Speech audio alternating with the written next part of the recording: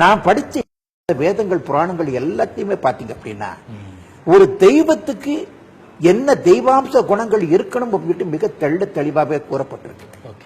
வேதத்தை படிக்கிற சமயத்துல தான் அத்தனை தெய்வாம்ச குணங்களும் கர்த்தராகி இயேசு கிறிஸ்து கிட்ட மாத்திரம் இருக்குன்னு தெரிஞ்சது. தெய்வாம்ச குணங்களுக்கு ஒரு இலக்கணமாக, ஒரு எல்லை கோடாக, ஒரு உதார புருஷராக இருப்பவர் கர்த்தராகி இயேசு கிறிஸ்து. அன்பு, அடக்கம், அமைதி, அடைக்கலம், ஆசீர்வாதம், பண்பு, பாசம், பரிசுத்தம், பாதுகாப்பு, பரலோகத்துக்கு வழி, இரக்கம், கருணை, தயவு, கிருபை, ரட்சிப்பு, தியாகம், உண்மை, சத்தியம், தர்மம், நீதி, நேர்மை, நியாயம், நிதானம், பொறுமை, தாழ்மை, வெற்றி, ஜெயம், காரி சித்தி, வல்லமை, ஞானம், அதிசயம், அற்புதம், அற்புத சுகம், காத்தல், கரம் பிடித்த வழி நடத்துதல், போதனை, அதன்படி நடத்தல், நமக்கு தாயாக, தந்தையாக, குருவாக, நண்பனாக, எல்லாமுமாக இருக்க தகுதியான ஒரே தேவன் இயேசு கிறிஸ்து மாத்திரம்தான். அது மாத்திரமல்ல, கல்வாரி சிலுவையில் அவர் கடைசி சொட்டு ரத்தம் வரை சிந்தியது இந்த உலகத்தில் பிறந்த கிறிஸ்தவங்களுக்காக மாத்திரம் அல்ல, இந்த உலகத்தில் பிறந்த அத்தனை ஜாதி மக்களுக்காகவே அவர் ரத்தத்தை சிந்தியுள்ளார். ஜாதி, மத, இனம், மொழி, நிற வேறுபாடுகள் அனைத்தையும் மறந்து அனைவரும் ஆராதிக்கத்தக்க தகுதியுடைய அருகதை உள்ள ஒரே தேவன் இயேசு கிறிஸ்து மாத்திரம்தான். அவர் ஒருத்தர் தான், அவரை தவிர வேற எதுவுமே கிடையாது.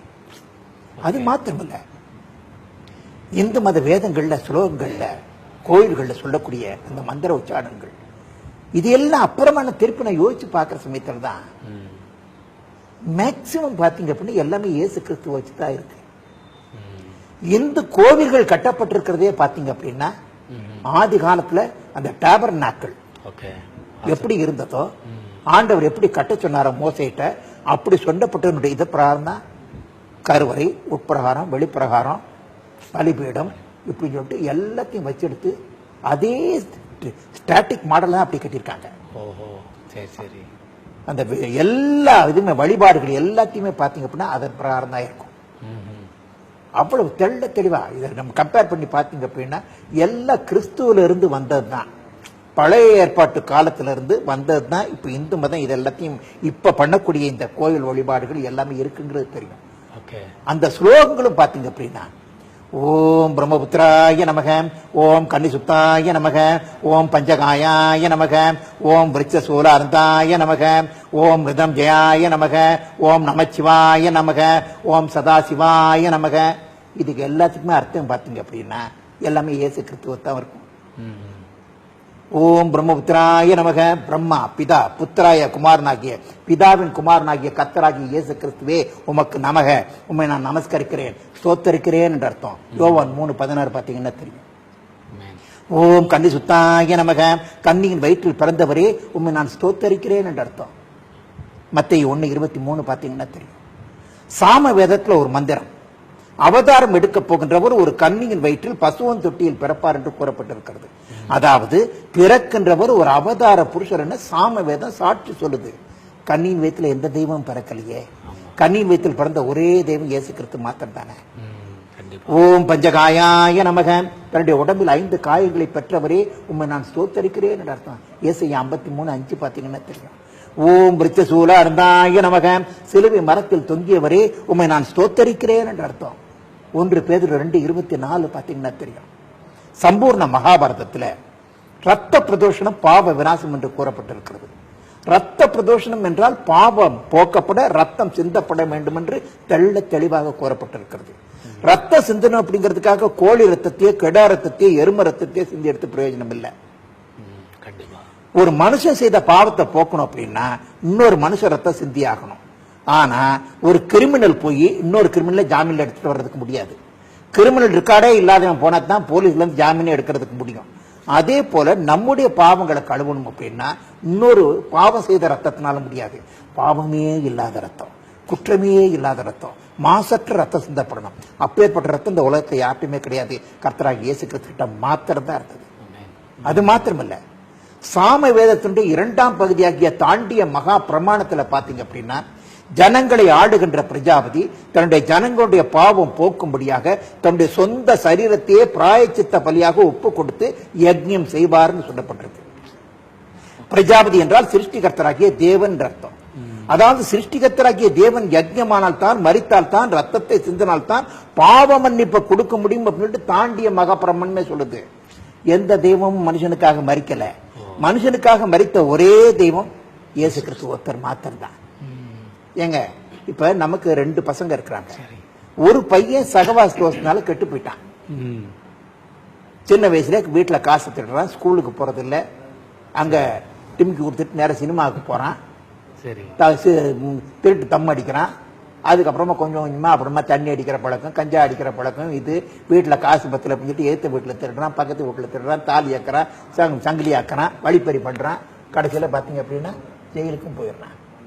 பக்கத்து வீட்டுக்காரன் ஏத்த வீட்டுக்காரன் சொல்லுவான், பிள்ளையாது சனிய இந்த மாதிரி புள்ள பறக்க போது இருந்துச்சுன்னா கருவிலேயே காலி பண்ணியிருப்பேன் அப்படின்னு சொல்லிட்டு பக்கத்து வீட்டுக்காரன் சொல்லுவான். இல்ல விஷம் வச்சு கொன்றுவேன் அப்படின்னு சொல்லிட்டு பக்கத்து வீட்டுக்காரன் சொல்லுவான். பெத்த தாய் தகப்பன்னு சொல்லுவாங்களா? சொல்ல மாட்டாங்க.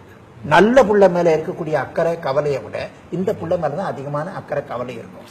இவனு நல்ல பிள்ளையா மாற மாட்டானா, 4 பேரை போல நல்ல பேர் வாங்க மாட்டானா அப்படின்னு சொல்லிட்டு அந்த கவலை ஆதங்கம் அவங்களுக்கு தான் இருக்கும். அதே போல நாம இயேசு கிறிஸ்துவ மறந்திருக்கலாம். இயேசு கிறிஸ்து அருவருக்கின்ற எல்லா விதமான பாவ காரியங்களையும் நம்ம செஞ்சுக்கிட்டு இருக்கலாம்.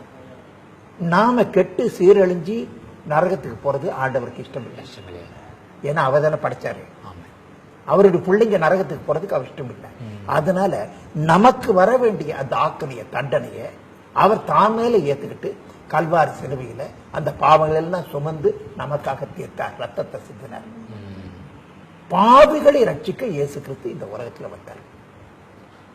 மற்றபடி பாத்தீங்கன்னா தெய்வம்னு சொல்லப்படுற எந்த தெய்வமும் பாவத்தை மன்னிக்கல, பாவிகளையும் மன்னிக்கல. பாவிகளை அதம் பண்றதுக்கும் சங்காரம் பண்றதுக்கும் அழிக்கிறதுக்கும் கொல்றதுக்கும் தான் அவதாரம் எடுத்ததாக வேதங்கள் புராணங்கள் எல்லாமே சொல்லுது. எத்தனை எக்ஸாம்பிள்ஸ் உங்களுக்கு சொல்லணும்? சூரசம்ஹாரம், பத்மாசுரவதம், நரகாசுரவதம், கிரண்யவதம், இப்படி எல்லாரையும் வதம் பண்றதுக்கும் அழிக்கிறதுக்கும் கொல்றதுக்கும் தானே அவதாரம் எடுத்திருக்கு. அவங்க படைச்சிருந்தாங்க அப்படின்னா படைச்ச பிள்ளைகளை திருத்தணும்னு பார்ப்பாங்க. அவங்க படைக்கலையே. இதுதான் வித்தியாசம். இதுல இருந்தே தெரியுதா யார் இந்த உலகத்தை படைச்சாங்க, நம்மளை படைச்சது யார் அப்படின்னு சொல்லிட்டு கிளீனா தெரியும். இயேசு கிறிஸ்து ஒருத்தர் தான். ஏன்னா அவர் தான் நம்மளை பத்தி கவலைப்படுறாரு. நம்ம நரகத்துக்கு போக கூடாது அப்படின்னு நினைக்கிறார். ஓம் மிருதம் ஜெயாய நமக. மரணத்தை வென்றவரே, பாதாளத்தை வென்றவரே, உண்மை நான் ஸ்தோத்தரிக்கிறேன் என்ற அர்த்தம். சித்தர்கள், தெய்வ பிறவிகள் அப்படின்னு சொல்லப்பட்ட கல்லறையெல்லாம் இன்னைக்கு மூடி புல்லு முளைச்சு போய் கிடக்கு. 2000 வருஷத்துக்கு முன்னாடி இறந்த நம்முடைய கர்த்தராகி இயேசு கிறிஸ்துனுடைய கல்லறை இன்னைக்கு திறந்தே இருக்கு. ஓம் நமச்சிவாய நமக. சிவம் என்றால் அன்பு என்ற அர்த்தம். அன்புள்ளவரே, உண்மை நான் நமஸ்கரிக்கிறேன், ஸ்தோத்தரிக்கிறேன் என்ற அர்த்தம். உண்மையில அன்புக்கு இலக்கண வகுத்தவர் நம்முடைய கர்த்தராகி இயேசு கிறிஸ்து. அன்பு நீடிய சாந்தமும் தயவும் உள்ளது. அந்த அன்புக்கு பொறாமை இல்லை. அந்த அன்பு தன்னை புகழாது, இருமாப்பா இராது, அயோக்கியமானதை செய்யாது, தற்பொழிவை நாடாது, சினம் அடையாது, தீங்கை நினையாது, அநியாயத்தில் சந்தோஷப்படாமல் சத்தியத்தில் சந்தோஷப்படும், சகலத்தையும் தாங்கும், சகலத்தையும் விசுவாசிக்கும், சகலத்தையும் மதிக்கும். அப்பேற்பட்ட அன்பை உடையவர் நம்முடைய கர்த்தராகி இயேசு கிறிஸ்து. 1 கொரிந்தியர் 13:3-8 வரைக்கும் பாத்தீங்கன்னா தெரியும். ஓம் சதாசிவாய நமக. எப்பொழுதும் அன்புள்ளவரே, உண்மை நான் நமஸ்கரிக்கிறேன் என்றார். எபிரேயர் 13:8 பாத்தீங்கன்னா தெரியும். இயேசு கிறிஸ்து அன்றும் இன்றும் என்றும் மாறாத ஒரே தேவன். தமிழ்நாட்டில் பிறந்த சித்தர்கள் மாத்திரமல்ல, இந்தியாவில் பிறந்த அத்தனை சித்தர்களுமே இப்ப தெய்வம்னு சொல்லப்படுறவர்கள் தெய்வங்களே அல்ல. இயேசு கிறிஸ்து ஒருத்தர் தான் தெய்வம்னு பல்லாயிரக்கணக்கான பாடல்களை பாடியிருக்கின்றார்கள். அகஸ்திய முனிவர், அழுகனை சித்தர், பாம்பாடி சித்தர், கோரக்க முனிவர், பட்டணத்தடிகள், திருமூலர், சிவவாக்கியர், போகர், கலாய் சித்தர், வால்மீகர், இப்படி எத்தனையோ சித்தர்கள் பாடியிருக்கின்றார்கள். அந்த பாடல்கள் பலவற்றை ஆரியர்கள் அழித்தும் விட்டார்கள், மறைத்தும் விட்டார்கள். சில பாடல்கள் கிடைத்தன. அந்த பாடல்களை கொண்டு சித்தர்கள் கண்ட மெய்ப்பொருள் அப்படின்ட்டு ஒரு அருமையான நூலை எழுதின. சித்தர்கள் யோகிகள், ஞானிகள், தபசிகள், முக்காலத்தை உணர்ந்தவர்கள், தீர்க்க தரிசன வரம் பெற்றவர்கள் அப்படின்ட்டு நம்முடைய பேரன்பிற்குரிய இந்த சகோதர சகோதரிகள் போற்றுகின்ற இந்த சித்தர்கள் இப்ப இருக்கக்கூடிய தெய்வங்களை குறித்து என்ன சொல்லியிருக்கிறாங்க, இயேசு கிறிஸ்துவ குறித்து என்ன சொல்லியிருக்கிறாங்க, ஆரியர்கள் இந்தியாவுக்குள்ள வர்றதுக்கு முன்னாடி திராவிடர்களாகி நாம எதை கொண்டு இது எல்லாத்தையும் ஆதாரத்தோட 108 தலைப்பில் எழுதியிருக்கிறேன். 108 எனக்கு இங்க சொல்றதுக்கு நேரம் இல்ல. ஒரு சிலவற்றை மாத்திரம் நான் சொல்றேன். அதுல இருந்து இந்த புத்தகத்துல என்ன எழுதியிருக்கு அப்படிங்கிற ஒரு அனுமானம் உங்களுக்கு கிடைக்கும். கல்லும் மண்ணும் கடவுள் ஆகாது. விக்கிரக ஆராதனை விக்னத்தை போக்காது. ரிக்வேத காலத்தில் இப்போது இருக்கும் சிவன் பிரம்மா விஷ்ணு இல்லவே இல்லை. திருக்குறள் ஒரு கிறிஸ்தவ நூல். மும்மூர்த்திகளும் தேவர்கள் அல்ல அப்பா, அவர்கள் மனிதர்கள். நட்ட கல்லும் பேசுமா? காசிக்கு போனால் கருமம் தொலையாது. 4 வேதம் பிறந்த கதை. வேதங்களும் புராணங்களும் புரட்டர்கள் பிழைக்கத்தானே. நரகமா சொர்க்கமா? நலமானதை நாடு. நரகம் யாருக்காக? பற்றி எரியும் பாதாள குழி. நான்முகனை நாட வேண்டாம், மனம் திரும்புங்கள், மறு பிறவி இல்லை. ஜீவனும் மரணமும் உனக்கு முன்பாக. பாவத்தை மன்னிக்கும் பரம குரு, எதையும் செய்யவல்ல இயேசு கிறிஸ்து. இம்மைக்கும் மறுமைக்கும் இயேசு கிறிஸ்துவே தெய்வம். பரலோகத்தில் நமக்கு ஒரு இடம். இப்படி 108 தலைப்புல இந்த புத்தகத்தை எழுதியிருக்கிறேன். சரி சரி. விக்கிரக ஆராதனை கூடாது, வேண்டாம், அதுல தெய்வங்கள் இல்லை அப்படின்னு சொல்லிட்டு கடுமையா கண்டிச்சு புராணங்கள்ல சொல்லப்பட்டிருக்கு, வேதங்கள்ல சொல்லப்பட்டிருக்கு, பிரமாணங்கள் இருக்கு. உத்தரகீதையில் என்ன சொல்லப்பட்டிருக்கிறது, மகா நிர்மாணத்தில் என்ன சொல்லப்பட்டிருக்கிறது, ஸ்கந்த புராணத்தில் ஞான யோக காண்டத்தில் நாடி சாக்கியாக்கிரகத்தில் என்ன சொல்லப்பட்டிருக்கிறது, சாதாத பவசல் என்ன கூறுகின்றது, இது எல்லாத்தையும் ஆதாரத்தோடு எழுதியிருக்கிறேன். ஓகே. இன்னைக்கு 55,000 காப்பி இன்னைக்கு வெளியில போயிருக்கு. பிரிண்டிங் காஸ்ட விட கம்மியாவே போட்டிருக்கேன், only 10 ரூபாய்.